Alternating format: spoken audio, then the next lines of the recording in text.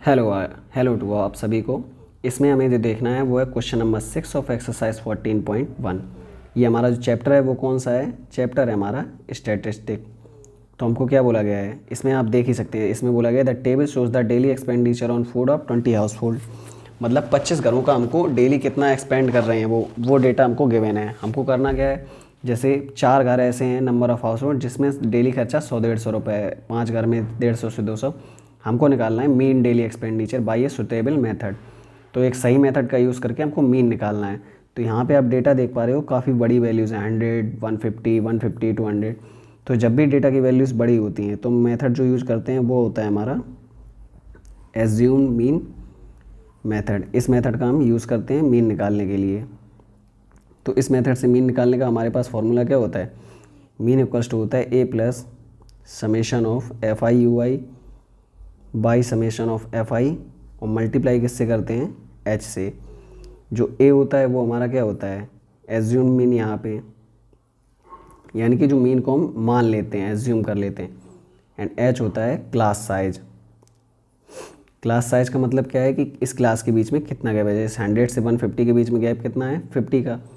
150 से 200 के बीच में भी 50 का, यानी कि इस पर्टिकुलर जो डेटा हमें दिया गया है क्वेश्चन में उसके लिए एच की वैल्यू कितनी है?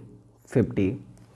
ठीक, तो अब हम आगे इसी सेम डेटा को कन्वर्ट कर लेते हैं टेबल में एंड हम सॉल्व करना स्टार्ट करते हैं। ठीक है, तो देखते हैं इसको डेटा को। ये है डेली एक्सपेंडिचर और ये उस डेटा की पर्टिकुलर फ्रीक्वेंसी। अब हम क्या निकालते हैं, इसको सॉल्व करते हैं थोड़ा सा। एक्स आई मतलब ये क्या होता है? ये होता है क्लास मार्क। क्लास मार्क हमारा क्या होता है? Lower limit plus upper limit by 2। इस पर्टिकुलर डेटा के लिए लोअर लिमिट कितना है? 100 प्लस अपर लिमिट कितना है? 150 and divide by 2। 100 plus 150 by 2 कितना आ जाएगा? ये जब हम इसको सॉल्व करेंगे तो ये आ जाएगा हमारा इक्वल्स टू 125। सेम हम नेक्स्ट सारे डेटास के लिए 150 और 200 को ऐड करेंगे, 2 से डिवाइड करेंगे, तब हमारे पास कितना आ जाएगा? 175। सेम ये कितना आएगा? 225। यहाँ पे किसको करेंगे? 250 और 300 को ऐड, और किससे डिवाइड करेंगे? 2 से। तो हमारे पास ये आ जाएगा 275 एंड अगेन क्या आएगा? 325। तो हमने ये क्या किया? क्लास मार्क की वैल्यू कैलकुलेट कर ली है। अब हमें जो कैलकुलेट करना है वो है D I. D I equals to क्या होता है? एक्स आई माइनस ए। ए मतलब यानी कि एज्यूम मीन। तो इस पूरे डेटा में से हम किसी को भी मीन एज्यूम कर सकते हैं। तो यहाँ पे हम कर लेते हैं 225 को एज्यूम मीन, यानी कि ए की वैल्यू कितनी है? 225। अब डी आई इक्वल्स टू क्या है? एक्स आई माइनस ए। एक्स आई की वैल्यू क्या है इस पर्टिकुलर के लिए, इस वाली लाइन के लिए? 125 माइनस ए की वैल्यू 225। तो इसको सोल्व करने पर ये कितना आ जाएगा? माइनस का 100। सेम एक्स आई माइनस ए यानी कि 175 माइनस 225। यहाँ पे हम सॉल्व करेंगे तो आएगा माइनस का 50। 225 माइनस 225 यानी कि यहाँ पे अब आपको आइडिया लग गया होगा हम किस तरीके से कर रहे हैं। ये आ जाएगा 0। तो हम क्या देख रहे हैं? 50 का गैप है, यानी कि नेक्स्ट कितना आएगा? यहाँ पे 100 से 50 के बीच में 50 का गैप, फिर 0, यानी कि नेक्स्ट आएगा 50, फिर नेक्स्ट कितना आएगा? ये आ जाएगा 100। ठीक, तो ये आ गई डी आई की value. D I equals to क्या? अब हमें निकालना है U I. U I equals to क्या होता है? D I by H. इस पर्टिकुलर डेटा के लिए एच की वैल्यू क्या थी? हमने ऊपर ही देखा था। 100 से 150 के बीच में गैप कितना है? 50 का। तो यानी एच इक्वल्स टू कितना हो गया? 50। तो यू आई अब जब निकालेंगे तो क्या होगा? माइनस का 100 बाई 50, यानी कि ये किसके इक्वल आएगा? -2। सेम माइनस का 50 बाई 50, ये कितना आएगा? माइनस का 1। 0 बाई 50 यानी कि 0, यानी कि यहाँ पे डी आई कितना है? 50 एंड एच की वैल्यू भी 50, तो ये कितना आएगा? 1। तो अब नेक्स्ट क्या आ जाएगा? इसी के अकॉर्डिंग 1 का गैप आपको दिख ही रहा होगा, तो ये कितना आ जाएगा? 2। तो यू आई हमने यहाँ पे कैलकुलेट कर लिया है। अब जो हमें कैलकुलेट करना है वो है एफ आई और यू आई। एफ आई यानी कि ये हमको फ्रीक्वेंसी की वेन है, तो इस डेटा के लिए एफ आई यानी कि फ्रीक्वेंसी कितनी है? 4 एंड यू आई की वैल्यू -2। 4 इंटू -2 करेंगे तो कितना आएगा? माइनस का 8 एंड देन 5 इंटू -1 माइनस का 5। 12 इंटू 0 0, यहाँ पे 2 इंटू 1 2, 2 2 ज़ा 4।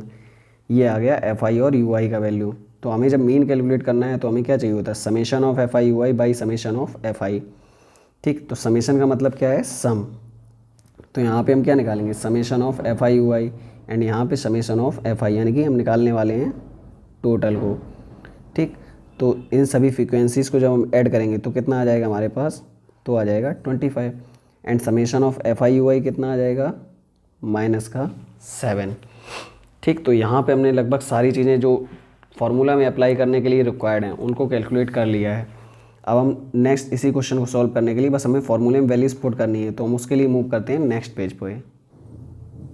तो लास्ट जब डेटा हमारा टेबल के फॉर्म में था तो हमने ये सारी चीज़ें कैलकुलेट की थी, वो हमने यहाँ पे नोट डाउन कर ली। अब हमें निकालना है मीन, वो भी किससे, एज्यूम मीन मेथड से। तो मीन इक्वल्स टू क्या होगा, A plus summation of F I U I by summation of F I, multiply हम किससे कर देंगे इसमें, एच से, एच यानी कि क्लास साइड। तो सारी वैल्यूज़ हम रख सकते हैं, ए के प्लेस पे 225 plus summation of F I U I यानी कि कितना आएगा -7 by summation of F I यानी कि 25 इंटू एच का वैल्यू कितना हो जाएगा, एच का वैल्यू हो जाएगा 50।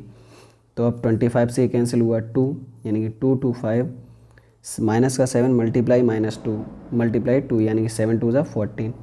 225 से 14 को सब्ट्रैक्ट करने पर हमारे पास आ जाएगा 211, यानी कि इस पर्टिकुलर क्वेश्चन के लिए जो मीन की वैल्यू हमारे पास आई है वो कितनी आई है, 211।